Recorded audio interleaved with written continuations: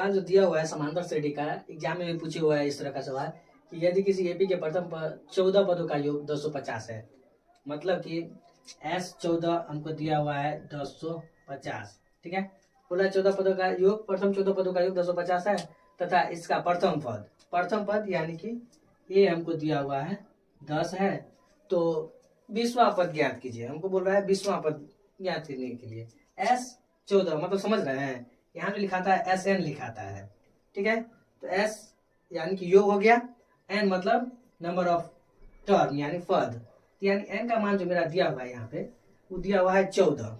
N का मान जो दिया हुआ है 14 दिया हुआ है, ठीक है। ये का मान 10 है और योग जो दिया हुआ है प्रथम 14 पदों का 250 है। तो कुछ नहीं करेंगे, जो दिया हुआ है वही फॉर्मूला यूज करेंगे। योग दिया हुआ है ना, तो योग का सूत्र लगाएंगे, SN बराबर बड़ा वाला फॉर्मूला SN इक्वल टू जो होता है N/2 into 2A plus N-1 into D होता है। अब देखिए SN के जगह पर रखेंगे कितना 250, योग जो दिया हुआ है उसके जगह पे 250, N के जगह पर जो रखेंगे वो 14 रखेंगे, बटा में 2A 2 गुने A के जगह पे 10, ठीक है। अब इन्हें पूछेगा कि गुना काय दे दिए भाई, 2 है ऊपर से 10 बैठा दीजिए यानी 210 हो जाएगा, तो एकदम गलत हो जाएगा ऐसे में।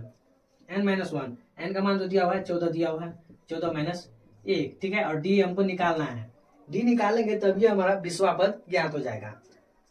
अब देखिए गुना को गुना कीजिए, ठीक है। इसको गुना करेंगे तो 10 दूना 20, 2100 हो जाएगा बराबर 14। अब 2 को 10 गुना करेंगे तो 20 प्लस 14 में से 1 को घटाएंगे तो 13 हो गया है, 13D 2100 इक्वल टू 14 को 20 से गुना करेंगे तो 14 दूना 28 हो गया, 280 हो गया, प्लस 14 को 13 से गुना करेंगे तो 14 तिया 42 और 14 का 14 4 18, 182D हो गया। अब देखिए इसको इस साइड ले जाइए, 2100 माइनस 280 बराबर 182D।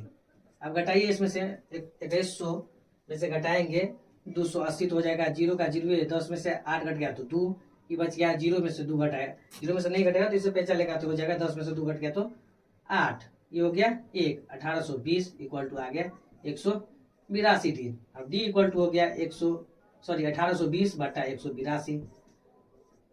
अब काटिए, D इक्वल टू आ गया मेरा 10, यानी कि A का मान भी 10 है और D का मान जो निकाल रहे थे वो भी 10 आ गया। अब हमको निकालना है 20वां पद, यानी A20 हमको निकालना है। A20 को लिखते कैसे है, तो लिखते हैं A plus 19D, A plus 19D।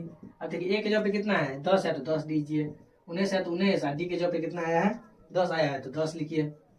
देखिए 10 और 19 को 10 से गुना